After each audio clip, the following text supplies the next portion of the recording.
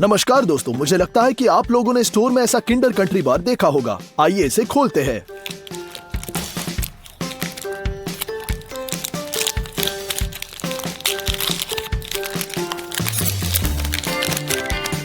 ये कुछ प्रकार की छोटी चॉकलेट की तरह दिखता है। हमें इसे काटने और अंदर देखने की जरूरत है।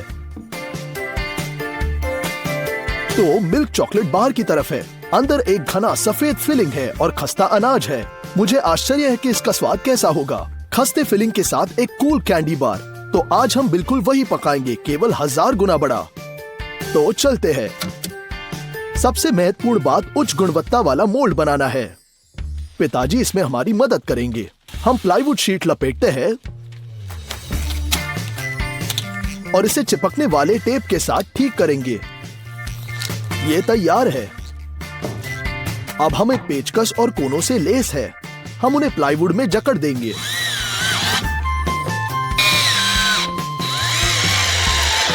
अब हमें एक इलेक्ट्रिक आरे के साथ दीवारों के लिए प्लाईवुड को काटने की जरूरत है। हम इन्हें भी चर्मपत्र से लपेटेंगे और इन्हें अपने स्थान पर रख देंगे।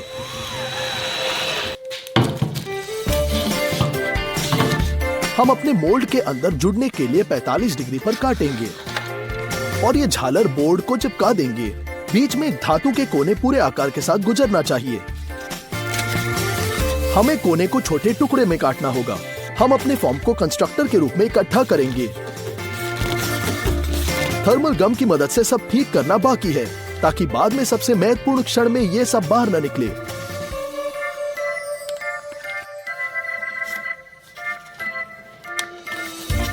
इस पॉइंट पर फॉर्म पूरी तरह से तैयार है और हम ऐसे उत्पाद खरीदेंगे जो किंडर कंट्री का हिस्सा है। तो मिल्क चॉकलेट हम 30 किलो खरीदे, चीनी 13 किलो, पाउडर्ड मिल्क हमने 25 किलो की 2 पूरी बैगें खरीदी, पाम ऑयल 20 किलो बक्से। इसमें खस्ता अनाज अर्थात गेहूं के ममरे, चावल के ममरे, जौ के ममरे और अनाज के ममरे शामिल है। हम इसे प्राप्त नहीं कर सकते, इसके लिए हम इसे साधारण अनाज से खुद बनाएंगे। तो ऐसे सॉस पैन में 1 किलो अनाज डालेंगे, 2 लीटर पानी डालेंगे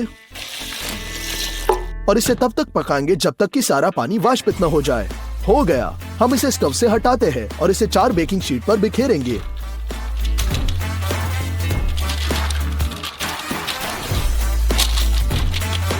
स्पैचुला के साथ हर जगह स्प्रेड करेंगे ताकि हर जगह मोटाई सेम हो। हो गया। हम बेकिंग शीट को ओवन में धकेलेंगे। केवल 50 डिग्री और कन्वेक्शन मोड सेट करेंगे। हम 5 घंटे इंतजार करेंगे और इसे प्राप्त करेंगे। परिणाम पूरी तरह से सूखा हुआ उबला हुआ अनाज है। अब अंतिम चरण बाकी है। इसके लिए एक डीप फ्रायर तैयार करेंगे। तेल को 200 डिग्री से अधिक गर्म करना आवश्यक है और अब हम इसमें प्रकार का अनाज फेंक देंगे। यह पॉपकॉर्न की तरह विस्फोट और पॉप करना शुरू करेगा। इस तरह से रखो अगर आपको नहीं पता कि आपको अनाज से पॉपकॉर्न बनाना है या नहीं। हम छलनी उठाते हैं और अतिरिक्त तेल को हिलाएंगे और तैयार उड़ा हुआ अनाज कागज तौलिए पर।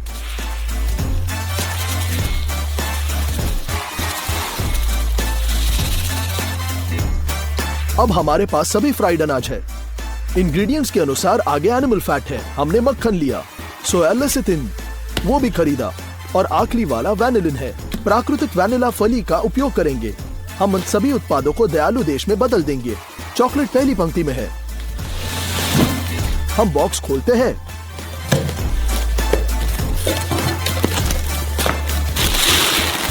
और मार्माइट में 10 किलो मिल्क चॉकलेट डालेंगे। समय समय पर इसे तब तक मिलाएंगे जब तक ये पूरी तरह से पिघल न जाए। हो गया। हमें अपना फॉर्म मिला और सबसे पहले हम सभी जोड़ों को गर्म चॉकलेट के साथ धब्बा करेंगे ताकि तब चॉकलेट बड़ा हिस्सा उनमें न बहे।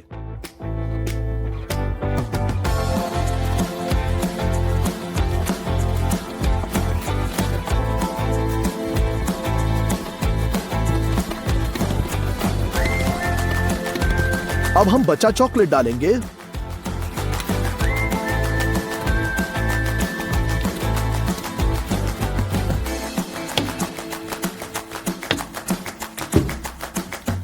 और आकार के अनुसार इक्वली स्प्रेड करेंगे।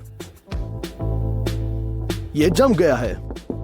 अब मोल्ड के अंदर हम भोजन की चादर के साथ लिपटे और दीवार डालेंगे। वे सफेद फिलिंग को मुख्य दीवारों तक पहुंचने की अनुमति नहीं देगा और चॉकलेट के लिए जगह होगी। हम इसे क्लैंप करेंगे।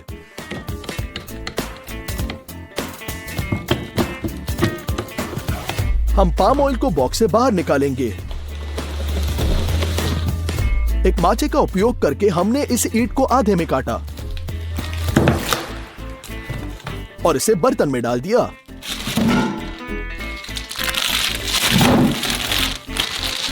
मक्खन लेंगे और इसे खोल देंगे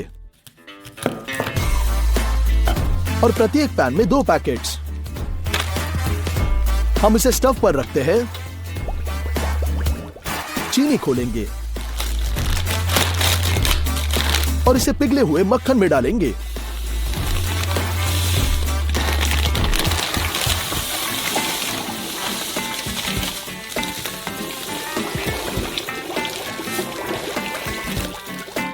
हमने सोचा था कि चीनी गर्म तेल में घुल जाएगी, लेकिन ऐसा नहीं हुआ। खैर, ये ठीक है। हम 2 विशाल बेसिन लेते हैं। पाउडर मिल्क के बैग खोलेंगे और प्रत्येक बेसिन में 25 किलो डाल देंगे।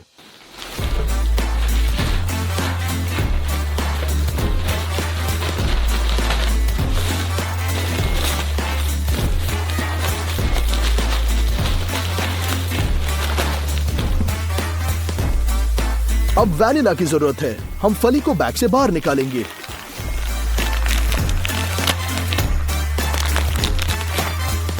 हाई क्वालिटी वाली वैनिला ऑयली होनी चाहिए, तो हम इसे लंबाई में काटेंगे और चाकू से बीज को खुरेच देंगे। यह सबसे मूल्यवान और सुगंधित हिस्सा है। हम इसे कटोरे में डंप करेंगे और बीज प्राप्त करना जारी रखेंगे।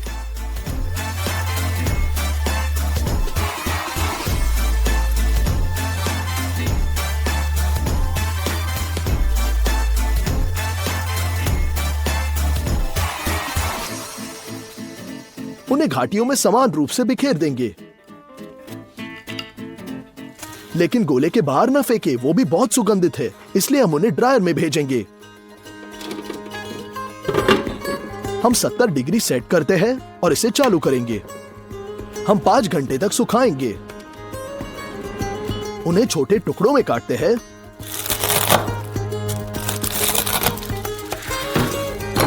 और इसे कॉफी ग्राइंडर में भेजेंगे। यहां वे पाउडर में बदल जाएंगे। हो गया। वेनिला पाउडर भी आटे में बिखेर देंगे। यहां हम चीनी के साथ पिघला हुआ ताड़ का तेल भी डालेंगे।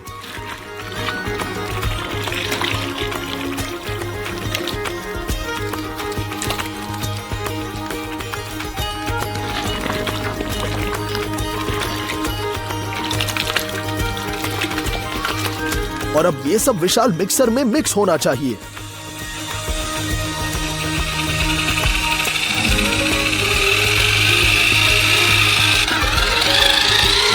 ये पनीर के समान एक द्रव्यमान निकलेगा, तो हमने बेसिन में मिश्रित किया।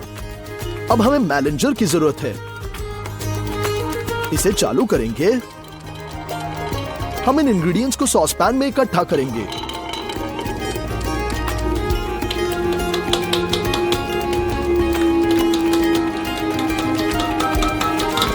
अब सोया लेसिथिन लेंगे।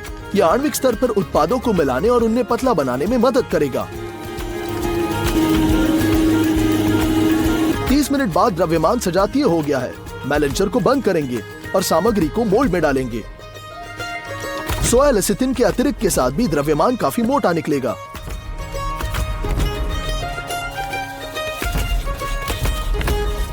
पफ्ड सीरियल्स जोड़ना आवश्यक है। इस बैच के लिए हम पफ्ड व्हीट का उपयोग करेंगे।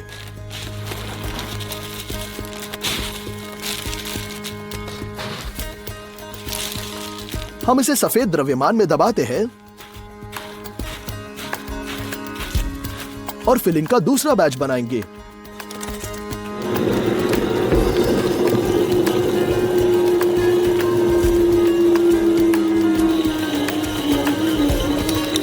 इसे और भी पतला बनाने के लिए हम थोड़ा ताड़ का तेल पिघलाते हैं और इसे मैलेंजर में डालेंगे।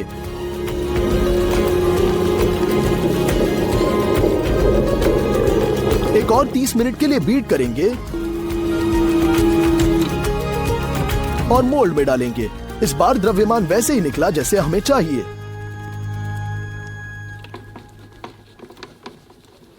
हवा के एक प्रकार का अनाज जोड़ेंगे।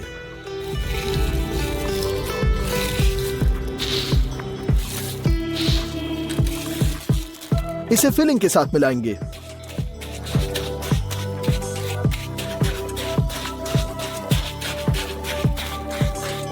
तो तीसरा भरेंगे। इसमें पफ्ड राइस डालेंगे।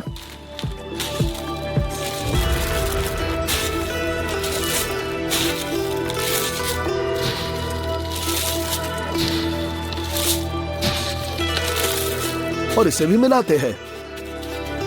चौथे फिलिंग के लिए हम फुला हुआ जौ जोड़ेंगे।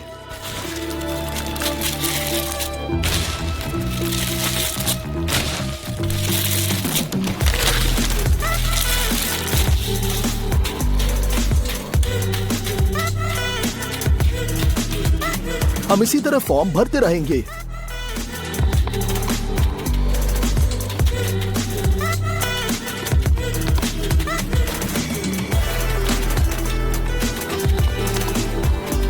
हम सफेद द्रव्यमान के जमने की प्रतीक्षा कर रहे हैं। हम क्लैंप को हटाएंगे, शिकंजे को हटाते हैं और सभी दीवारों को हटा देंगे।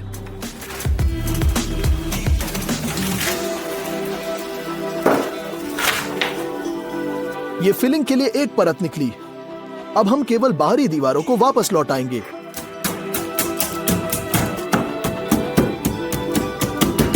और उन्हें ठीक करेंगे। हमारे पास चॉकलेट लेयर के लिए एक समान केव है, इसलिए मिल्क चॉकलेट खोलने का समय है। इसे मार्माइट में पिघलने के लिए भेजेंगे।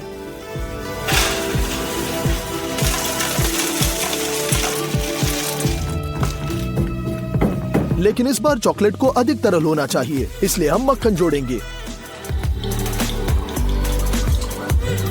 और इसे चॉकलेट के साथ अच्छी तरह से मिलाएंगे। अब ये सही है, हो गया। हम चॉकलेट को एक कप में स्कूप करेंगे और हमारे विशाल किंडर कंट्री की दीवारों में भरेंगे।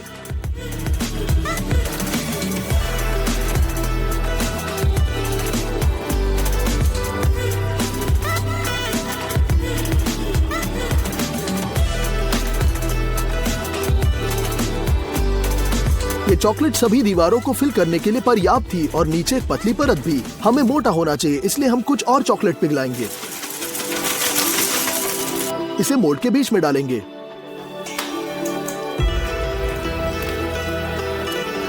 और इसे समतल करने के लिए हम स्पैचुला का उपयोग करेंगे।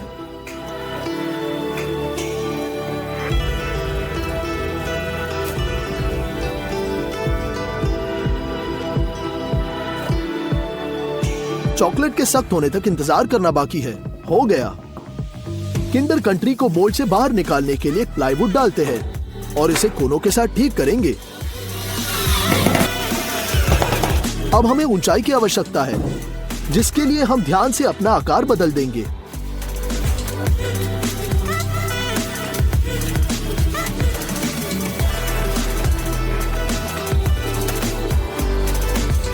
यही है, हम इसे अलग कर देंगे।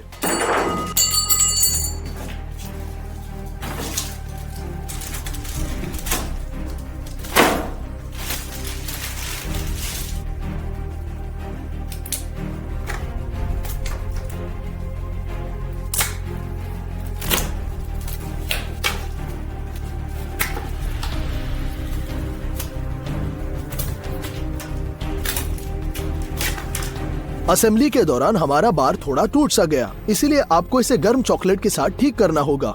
बस सभी खड्डों को कवर करेंगे।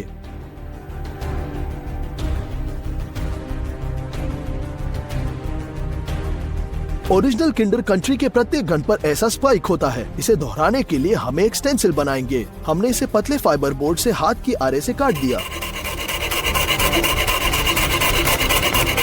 3 घंटे के बाद ये तैयार। हम इसे ऊपर लागू करेंगे और खरोच हम स्टेंसिल को पहले बाहर से रेखांकित करेंगे।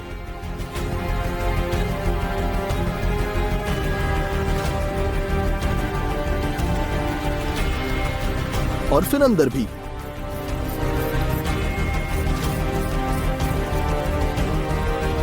हो गया, इसलिए हमें इसे 9 बार करना होगा। अब किंडर कंट्री का 1000 गुना बड़ा हुआ कॉपी तैयार है। मेरी राय में व्यावहारिक रूप के जैसे कि तैसा है। चलो एक टुकड़ा काट लेते हैं।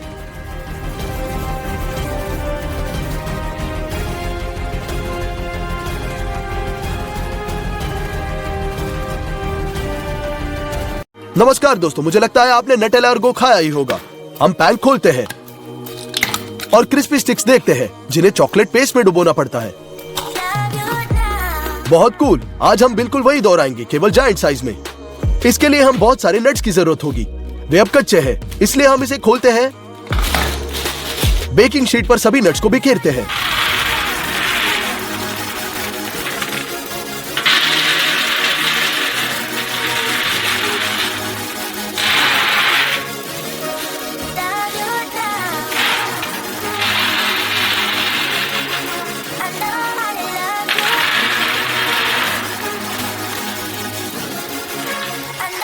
फिर हम इसे ओवन में भेजते हैं।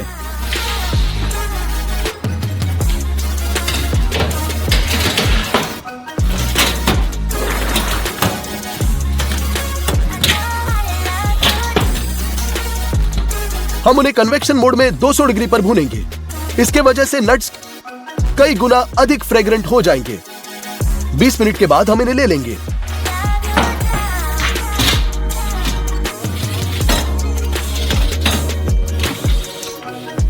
कभी कभी हेजलनट शेल कड़वा होता है, लेकिन मैंने ट्राई किया। इस नट्स के साथ सब कुछ ठीक है। छीलना व्यर्थ है, इसलिए आसानी के लिए हम उन्हें कटोरे में डालते हैं।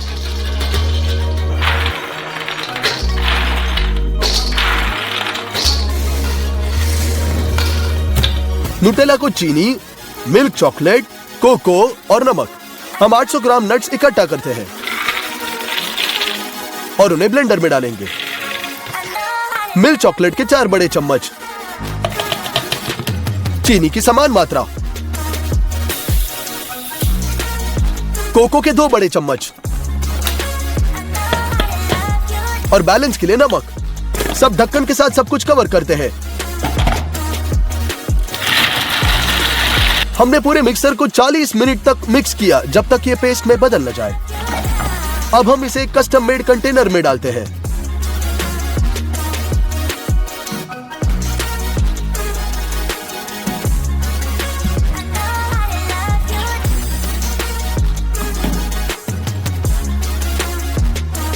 नटेला के दूसरे पोर्शन के लिए पर्याप्त ब्लेंडर नहीं था और ये टूट गया, इसलिए हम कुकिंग की तकनीक को थोड़ा बदलना होगा।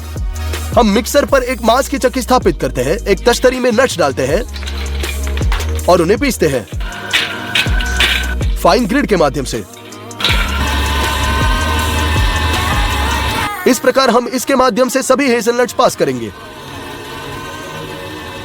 800 ग्राम कुचले नट्स को मेलेंज में डालते हैं।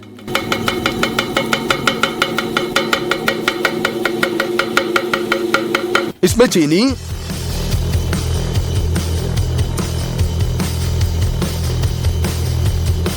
चॉकलेट और नमक शामिल करते हैं। क्या हम आधे घंटे तक इंतजार करते हैं जब तक कि वे पेस्ट में न पीस लें। हम नुटेला को मोल्ड में रखेंगे और अगले हिस्से को लोड करते हैं।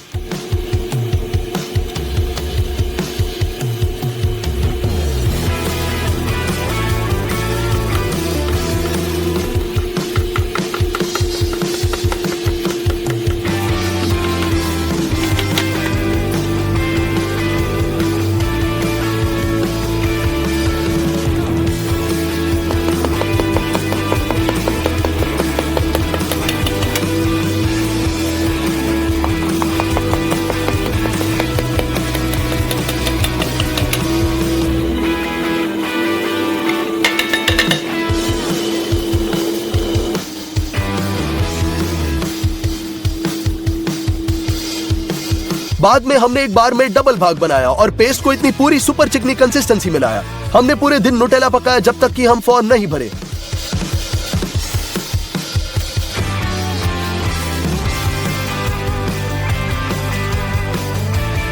पेस्ट बनाया गया था। बड़ी छड़ें पकाने क्यों बची है? हम उन्हें अपने बड़े ओवन में बेक करेंगे। लेकिन पहले हम लकड़ी काट लेंगे और आग लगा देंगे।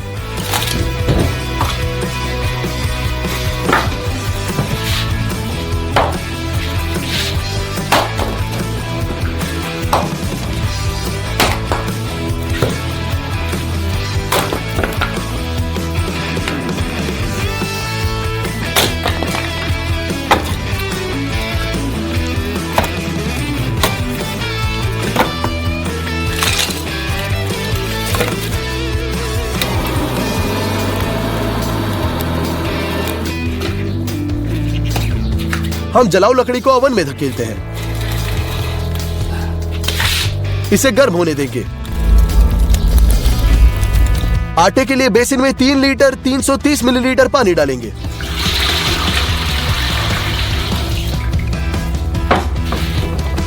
नमक, चीनी डालते हैं और सूखा खमीर काफी है। 1 किलो आटा डालेंगे और एक विस्क के साथ मिलाएंगे जब तक कि आटा स्मूथ न हो जाए।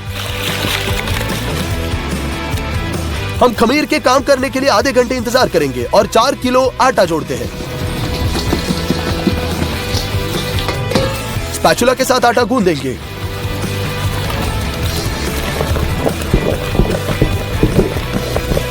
$300 मिलीलीटर तेल डालेंगे और इसे अपने हाथों से गूंद लेंगे।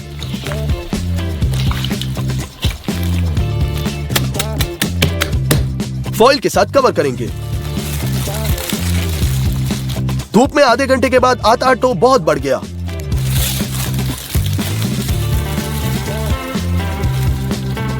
हम थोड़ा कम करते हैं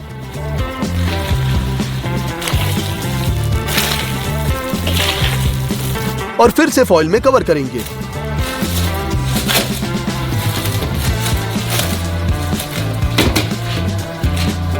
जलाऊ लकड़ी फेंकना न भूले ताकि स्टोव गर्म होता रहे। आटा तैयार है।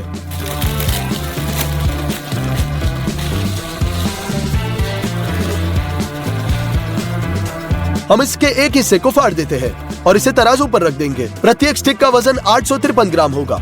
हम आटे के साथ मेज को धुल देंगे। हमारा आटा उस पर डालेंगे, स्ट्रेच करेंगे और अपने हाथों से फैलाते हैं।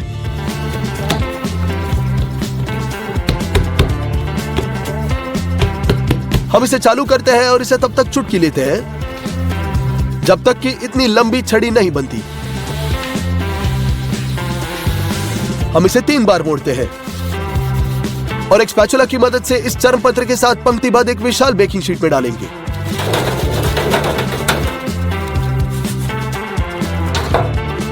आटे को उसके पिछले रूप से लौटाते हैं। चर्म पत्र की एक तह बनाते हैं और इसे तौलिए के साथ सहारा देते हैं। इस प्रकार हम आटे के 5 स्ट्रिप्स बनाते हैं।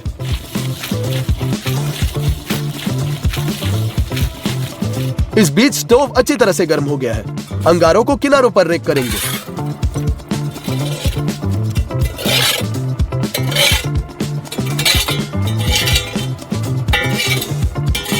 स्टव के अंदर हीट बढ़ाने की जरूरत है, इसलिए हम गुब्बारे को पानी से भरते हैं।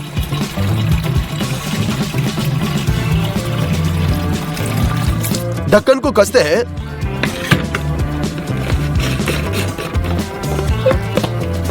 और हवा को पंप करते हैं, दबाव बनाते हैं।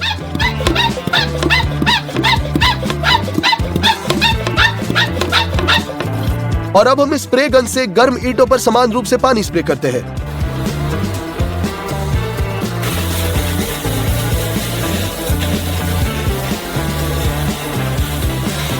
आटे की स्टिक्स पहले से ही बढ़ चुकी है, उन्हें बेकिंग शीट पर फैलाना होगा।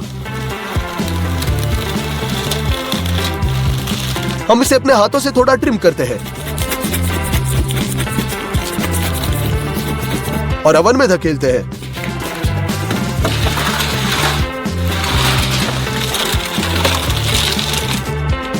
दो ढक्कनों के साथ बंद करेंगे और आधे घंटे के बाद वापस खोलते हैं।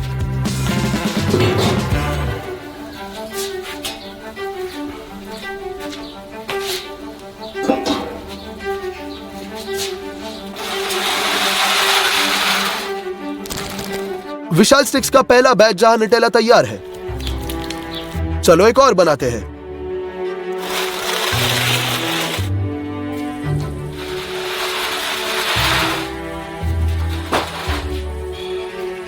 मेरी राय में दूसरा और भी सुंदर निकला। हमारे लिए ऑर्डर वाली न्यूटेला बॉक्स की एक बड़ी हुई प्रति बनाई गई। प्राइमर की कैन को हिलाते हैं और इसके साथ बॉक्स को कवर करेंगे। उसके बाद हम भूरे रंग के पेंट के साथ सब कुछ पेंट करेंगे। हम बॉक्स को स्टूडियो में स्थानांतरित करते हैं। एक्रेलिक पेंट, ब्रश और रोलर्स के साथ बांटते हैं। हमें एक सफेद पेंट की जरूरत है। हम एक ब्रश के साथ सीमाएं खींचते हैं और रोलर के साथ सफेद बैकग्राउंड बनाते हैं। हम एक पेंसिल के साथ शिलालेख बनाएंगे। इस सभी को सजाते हैं।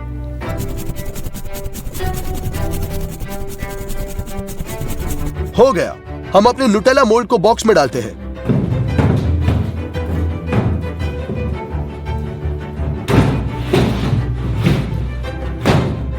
साथ ही बड़े स्टिक्स भी।